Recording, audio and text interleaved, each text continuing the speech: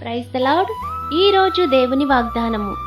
పర్వతములు తొలగిపోయినను, మెట్టెలు తత్తరిల్లినను, నా కృప నిన్ను విడిచిపోదు, సమాధాన విషయమైన నా నిబంధన తొలగిపోదు అని నీ యందు జాలిపడు యెహోవా సెలవిచ్చుచున్నాడు. యెషయా గ్రంథము 54వ అధ్యాయము 10వ వచనం. ఎలాంటి పరిస్థితి ఎదురైనా దేవుని విడిచి దూరంగా జరగవద్దు. ఆయన కృప మీపై ఎల్లవేళలా తోడుగా ఉంటుంది. మన ప్రభువు గొప్పవాడు. ఆయన నీ చేయి విడువడు.